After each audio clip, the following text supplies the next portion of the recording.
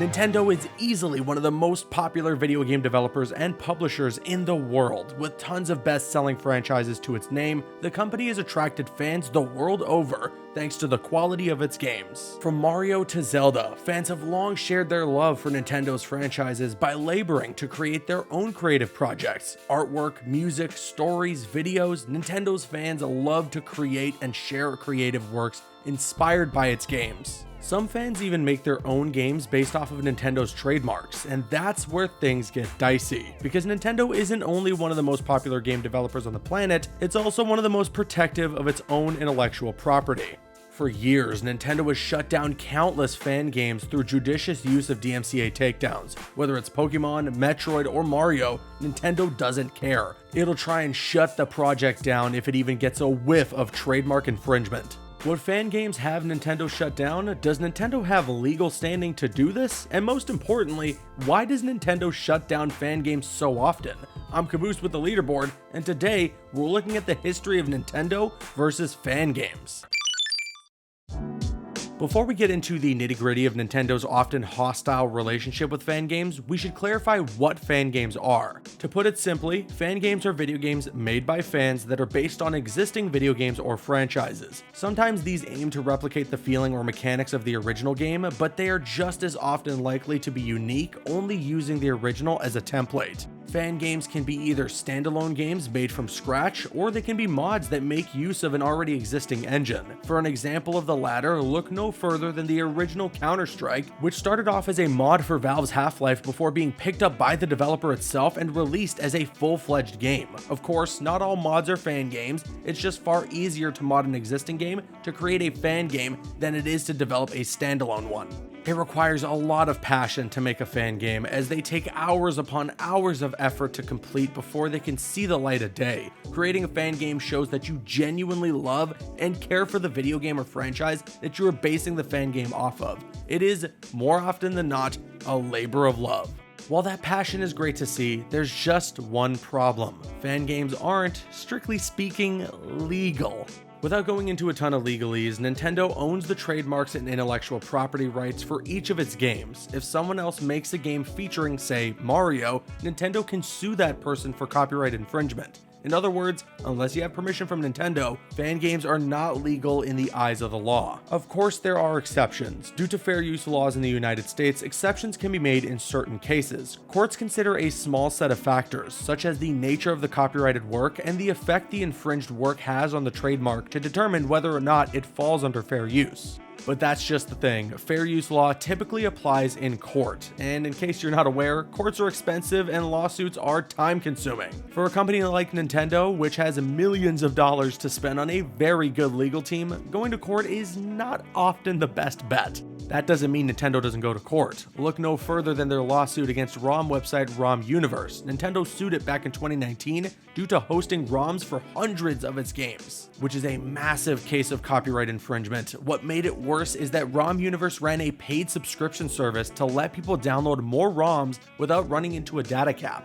Regardless of what you think about preserving old games, let's make one thing clear. If you do host ROMs, absolutely do not try to make money off of it. You're just asking to be made an example of. ROM Universe lost the lawsuit, and its owner now owes Nintendo $2.1 million. And though Nintendo may never see a single cent of that money, the lawsuit sent a message: don't mess with Nintendo's copyright.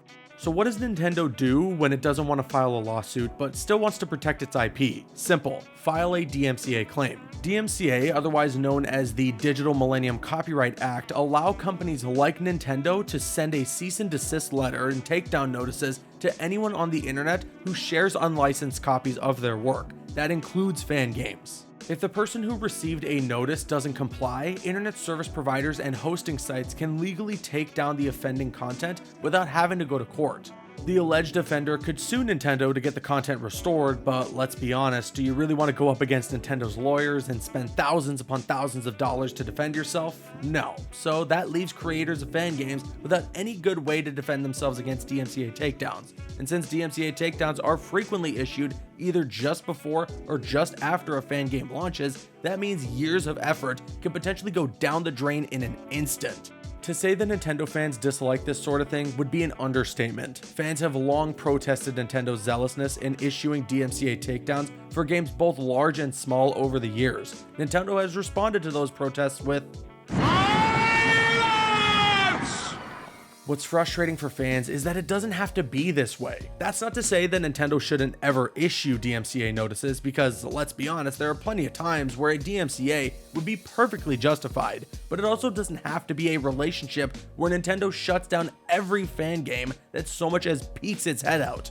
Nintendo fans only have to look at Sega to see what the relationship could be like. Sega has long held a much more relaxed attitude when it comes to fan games than its red rival. Fan games for Sonic the Hedgehog in particular are often encouraged by Sega so long as the projects aren't for commercial use. Hell, Sega even hired Christian Whitehead, developer behind several Sonic fan games, to help port over Sonic CD to PC. The success of that port led to subsequent development of mobile releases such as Sonic the Hedgehog and Sonic the Hedgehog 2. But Whitehead's biggest contribution was directing Sonic Mania, a game he envisioned as being the ultimate love letter to 2D Sonic games. Sonic Mania is widely regarded as one of the best Sonic games in years, possibly in over a decade, and it was a direct result of Sega just giving a little bit of leniency to a fan game developer. At the same time, Sega still files DMCA claims against properties it views as infringing upon its work. The Streets of Rage remake was shut down for just such a reason in 2011, shutting down 8 years of work with just one letter. But due to the simple fact that Sega doesn't always go out of its way to shut down fan games, it is viewed much more favorably than Nintendo. It'd be a mistake, however, to think that Nintendo has only started to shut down fan games recently. Over the years, Nintendo has kiboshed countless games that it viewed as being a threat to IPs. We're not going to be able to showcase each and every fan game that Nintendo has killed. The least we can do is highlight some of the biggest projects that met their unfortunate end at the hands of Nintendo's legal team. Shut it down. Shut it all down.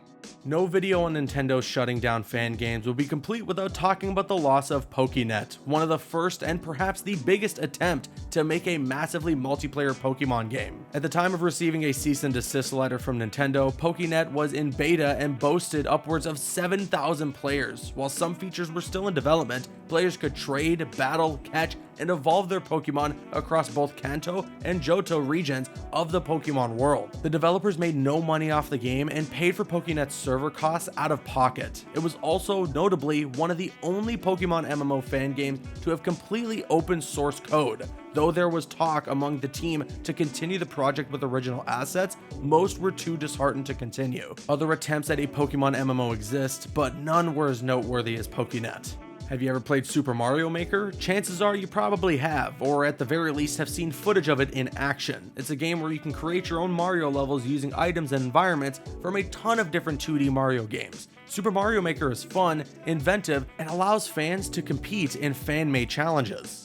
Years before Super Mario Maker was released, however, Super Mario Bros. X was a fan-made game that did a similar thing. It was actually less of a game and more of a game-making tool that allowed you to create your own Mario levels, including using custom graphics and music. In its original release, however, Super Mario Bros. X could be found on the website supermariobros.org. That may have been the thing that attracted Nintendo's attention to it, as a cease and desist letter soon followed to shut the project down and take the domain name back. The fact that the creator was making money off of ads on the website also didn't really help in the matter. Super Mario Bros. X is one of the only games in this video that is still around. After a brief hiatus, development resumed, and it is still available for download if you look for it. That's not the case with the next Mario fan game. Well, it's less of a game and more of a proof of concept. Super Mario 64 HD Remake is exactly what its title says, a high-definition remake of Super Mario 64, one of the greatest platformers ever made. It was developed by one fan and only had the game's first level, Bob-omb Battlefield, available to play. It looked awesome, and after the gaming community at large shared it, made videos about it, and wrote articles about it,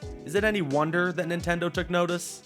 The project is gone now, but Super Mario 64 HD Remake illustrates something important about fan games. The best fan games typically get highlighted in YouTube videos, on gaming websites, and on social media. The more information about a fan game that gets spread, the higher the likelihood that copyright holders take notice and shut it down. Some people argue that gaming websites and YouTubers shouldn't share fan games in order to prevent them from being shut down, but the problem wouldn't even exist in the first place if companies like Nintendo didn't go out of their way to shut down fan games entirely.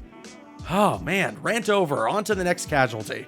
Zelda Maker was made in response to the release of the aforementioned Super Mario Maker. Like its official counterpart, Zelda Maker was all about creating your own Zelda dungeons and maps using pre-made assets. Now, I don't know about you, but this sounds awesome. So, to no surprise, Nintendo sent a DMCA takedown, and Zelda Maker was no more. Or it would be, but unlike a lot of fan games, the people behind Zelda Maker simply pivoted in a new direction. The game is now called Legend Maker, and it's basically The Legend of Zelda with the serial number filed off. Everything looks like a Zelda game, but it legally isn't. The creator of Zelda Maker has since made a Patreon where he is making his own Zelda game called Mania that is built using Legend Maker. Nintendo may have prevented Zelda Maker from coming out, but it has unintentionally birthed an entirely new game. Many fan games are taken down because they use assets and trademarks that Nintendo has ownership over. Sometimes, however, fan games are taken down because they are complete copies of existing Nintendo games. Such is the case with Full Screen Mario, a fan game that could be played in an internet browser that featured the entirety of the original Super Mario Bros. It also had randomly generated levels and a level editor, making it quite an impressive feat. It was unknown for a few years until it suddenly exploded in popularity, which in turn caused Nintendo to issue a takedown notice. The next fan game is one of the few that wasn't issued a takedown notice by Nintendo, but still shut down all the same. It was also arguably the most popular fan game or mod to ever come out of a Nintendo title. I speak of Project M, the mod for Super Smash Bros. Brawl.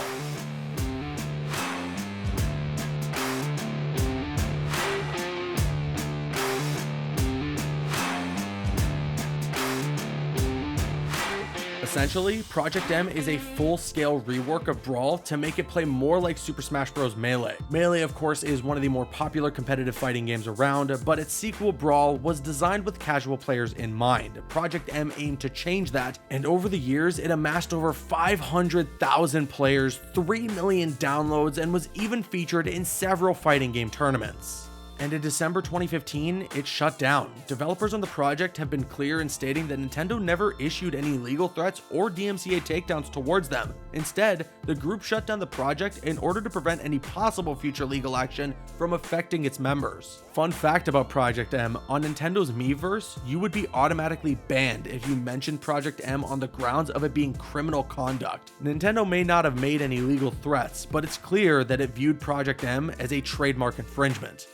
Earlier, we mentioned that parodies were often allowed under fair use laws. That has not stopped Nintendo from shutting down games that would be viewed as such though. Case in point, No Mario's Sky. Combining both No Man's Sky with Super Mario Bros. Allowed you to walk around on worlds as Mario, complete with coin blocks and Goombas, before hopping in a spaceship to literally travel to other worlds/levels. It's a solid concept for a game, and the art style looked really good. Long story short, it got DMCA'd, but the team behind it didn't stop working on the project. The game was cheekily rebranded as DMCA's Sky, and you can still find it and play it today.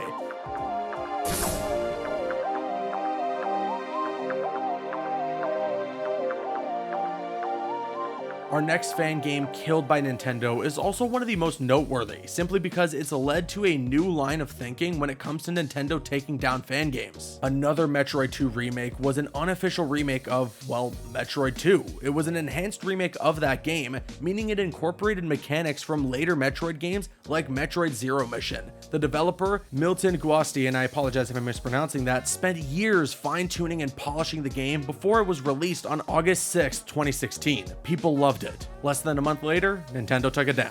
Now here's where the story gets interesting. Metroid games are few and far between, so shutting down this well-regarded fan game rubbed people the wrong way. So imagine everyone's surprise when Nintendo announced that in 2017, Metroid 2 would be getting an official remake called Metroid: Samus Returns. Fans argued that another Metroid 2 remake was the superior game, but that's besides the point. Because Nintendo took down a fan game, many fans now suspect that Nintendo is now taking down certain fan games because they are currently developing a new official remake or a sequel to an existing property. This hasn't really happened since, at least not yet, but it's added another complicating factor to Nintendo's all too frequent takedown requests. Having said that, if you're making your own fan remake of a Nintendo game, you probably shouldn't do it if there's already an HD remaster available. And such is the case with The Legend of Zelda Twilight Princess HD. Not to be confused with the official remake, Twilight Princess HD was a fan project to make the best looking version of the game on PCs. It certainly looks fantastic, and it arguably looks better than the official version, but despite the project lead saying that he wasn't concerned about Nintendo shutting the game down with legal threats, lo and behold, that's exactly what happened as Nintendo released their own Twilight Princess HD. This shouldn't have been a surprise in retrospect.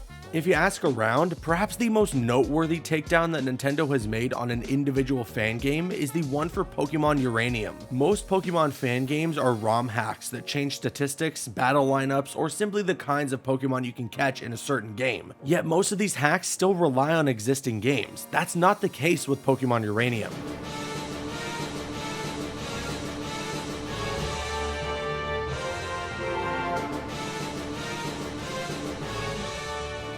Fans spent 9 years working on a Pokemon game that was set in a new region that featured over 150 new Pokemon. It had a dark, emotional storyline involving nuclear power that also had multiple side quests that players could distract themselves with. It was far more challenging than normal Pokemon, and though it had its fair share of technical issues, it was a remarkably ambitious product that set itself apart from every other Pokemon fan game. I think you know what I'm about to say next though. Pokemon Uranium was taken down from its official website, though copies can be found if you look for it. To add insult to injury, both Pokemon Uranium and the aforementioned another Metroid 2 remake were both nominated for the Best Fan Creation category at the 2016 Game Awards. They were soon taken off the list as Nintendo made it very clear that unauthorized use of its IP would not be seen at the show.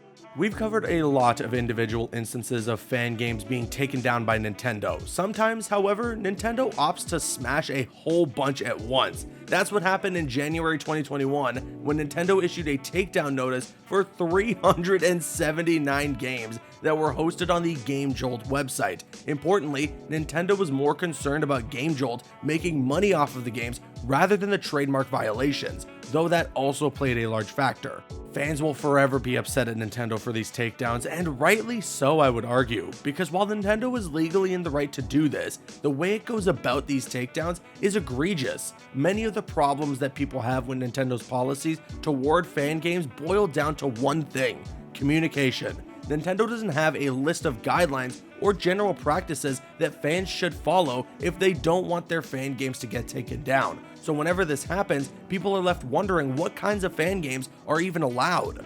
It's likely that Nintendo will never say why, because it doesn't have a reason to. Even Sega, which has a much friendlier policy towards fan games, doesn't have guidelines. Sonic's social media manager has said that as long as fan games aren't for profit, they are generally okay, though for legal reasons they can't promise all content is okay. Nintendo's silence frustrates fans. The only time that the company has said anything significant about fan games was back in 2010.